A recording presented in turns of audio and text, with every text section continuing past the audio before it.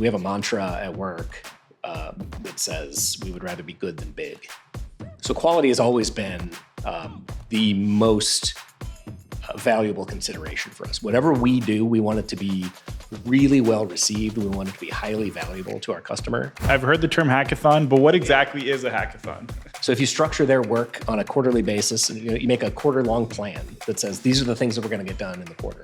But we're going to reserve that last week of the quarter to say, forget about all the plans, forget about all the stuff that we had to do. What do you think we need to get done? I don't think that it is instructive to say that people are more productive at home, because sometimes they are, but sometimes they're not. And I don't think it's instructive to say people are more productive when they're at an office, because sometimes they are and sometimes they're not. I think the trick is figuring out when they're more productive at home and maximizing those opportunities to do that type of work. Yeah, so scaling was always interesting. My first hire, and this was, I guess, 2017, was a salesperson, because I was kind of taking inventory of my weaknesses. I lost count after 75 or 100, but the thing that kept coming back was just like sales fundamentals, because I'd always been in a more execution role, a more operational role. IT in larger organizations is not it's not a sexy sales focused title. So I needed somebody who's kind of done that, who kind of has that muscle memory of, you just got to get out there and meet people and, get rejected and do it over and over and over again. So I did that. And I'm pretty proud of most of the hires that I've made. But this one, it just worked out so well. He's still with the company today. And he's our general manager at this point. And it was exactly what I needed, because I don't think this thing was going to go anywhere if I didn't have anybody to bounce ideas off of. If I didn't have anybody that had a similar, sort of mindset toward what we wanted to build. But growing and scaling the thing was really never a consideration. We have a mantra at work that says we would rather be good than big. So quality has always been the most valuable consideration for us. Whatever we do, we want it to be really well received. We want it to be highly valuable to our customer. And if that means that we have to throttle growth or we have to sacrifice growth, because there are really, the dirty little secret is there's only so many good software developers out there. And there are a lot of software developers out there. I've heard the term hackathon, but what exactly is a hackathon? So you're running a business, right? You've got employees, and they've got things that they have to get done. So if you structure their work on a quarterly basis, and you make a quarter-long plan that says these are the things that we're going to get done in the quarter, but we're going to reserve that last week of the quarter to say forget about all the plans, forget about all the stuff that we had to do. What do you think we need to get done? Just spend a week doing whatever it is that you think we should be working on. Interesting. Yeah, it has, I would say, moderate success when you're dealing with non-technical people. But if you do that with a crowd of software developers, they're just the most, I have an infinite, endless amount of respect for the craft of software development and for the people that are good at it and that treat it like the craft.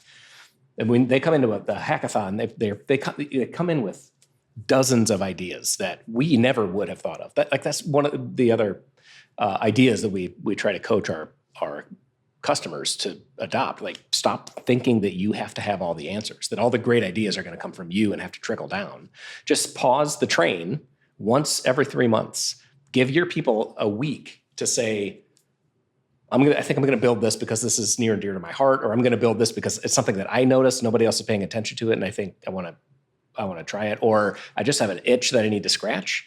Regardless, if it goes into production, if it becomes part of your company when you're done with that hackathon, great. If it doesn't, you have a much more engaged employee than you had before, because you just let them do something that they always wanted to do and never had the time to do it.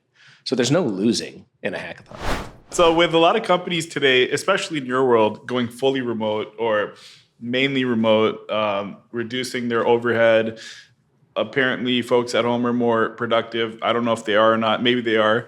Why did you decide to not go in that direction? Yeah. man, I have a lot of opinions about hybrid, and I'm discovering the more that I talk about those opinions, the more out of touch I am. So when I talk about hybrid, it's not because I want other people to share my opinion. It's because I'm trying to discover what my opinion is, where I'm full of shit, and where I actually might be onto something. So I don't think that it is instructive to say that people are more productive at home, because sometimes they are, but sometimes they're not. And I don't think it's instructive to say people are more productive when they're at an office, because sometimes they are and sometimes they're not. I think the trick is figuring out when they're more productive at home and maximizing those opportunities to do that type of work, and when it makes sense for us to all be together. We are all, for the most part, we have an employee in Iowa, and we have some partners that are around the country. And then we have a couple of employees who are further out in the metro area, on the borderline of the metro area. But for the most part, we're all geographically condensed. So we don't have that issue that some larger organizations have, where they're like, hey, we said you could work from anywhere, and now we're changing our minds. We don't really have that issue. And I feel like there's real value in being face-to-face. 80% of all communication is nonverbal. If we're even on a Teams call or a Zoom call, and I can see your face, but I can only see you from the shoulders up, I can't tell if you're shuffling your feet. I can't tell if you're moving your arms in a odd, uncomfortable way because you're trying to tell me something, but you don't really know how you're going to. Like all of that stuff, when we're together, when we can actually share the same breathing air, I know so much more about what you're trying to communicate and what you're trying to hide from the communication. Not to mention, the most high fidelity form of communication between two people is two people in front of a whiteboard. And yeah, like Mural and Miro and Microsoft Whiteboard, they're trying to get back to that, but you cannot replace a dry erase marker yet. And I just think that's really powerful, and I don't want to give that up. I also think that the idea, this is one of those opinions that I need to figure out if I believe this or not. In our world, we talk about this concept of global optimization versus local optimization. Okay, so if you have a department that is optimizing to be as efficient as they possibly can, it's possible that they're doing that to the detriment of the company as a whole. So in our world, we talk about the QA department, the testing department, when all these tickets come into testing and they open the window when they're ready to test another thing. Great, you have a very efficient testing department, but that's not what you sell. You sell something completely different. And because your testing department is so efficient, the rest of your organization is now less efficient. So sometimes it makes sense when we talk about like efficiencies and everything. Sometimes it makes sense for those lower departments to be less efficient for the good of the whole system. And I feel that way about people who are working from home every day. Well, that's great that it's more productive for you to work from home. But sometimes I need you to be distracted. Sometimes I need your work to be less efficient than your local optimum. And when you do get distracted, I want you to get distracted by something that you did not expect when you walked in the door, because that's valuable to the company. Like you and some colleague are going to spend the day whiteboarding on something that you didn't expect when you walked in, and you wouldn't have done if you just executed your plan for the day at home by yourself. There are tons of graduates every year and tons of folks who are in software development. So why do you think there are only so many good software developers? Is it similar to a sport, for example, where only so many people can be elite? I think, yeah, there's that. How many good surgeons are there?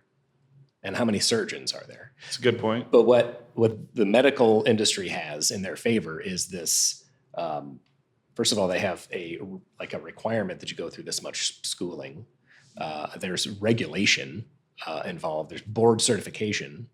But a software developer can go to launch code and what's that, 8-week program, maybe several month program. And then the world calls you a software developer, whether you can do it or not. And the demand for software development skills in corporate America and the globe, it's off the charts. So even though all of these people are calling themselves software developers and getting hired, that's still not enough. These companies still want more. That's another issue that we battle. So in my world, I know that I can take 4 of our great developers and match them up against 50 random developers, and we will deliver faster and better. And probably cheaper. Probably, not certainly.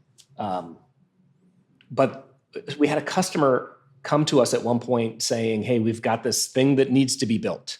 And they came to us because of our reputation. But they had already laid out they decided this is how it's going to go down. We need 45 developers. And we looked at what they were building and said, how about 4? Like, what if we did this with 4 people? And we went back and forth, and we were trying to convince them not to spend all of this money, but they were convinced, no, it's got to be done with 45 developers. I think we compromised on 16 developers, and then we grew into that number over the lifetime of this deal that we put together for them. And I don't think we ever got any higher than 12 people, and we delivered everything we needed to deliver. We just did it without having all of those extra people just sort of sitting around and watching, or when you add 20 people to a project that needs 3, you've got 17 people that are probably going to make it harder for the 3 that are doing most of the work.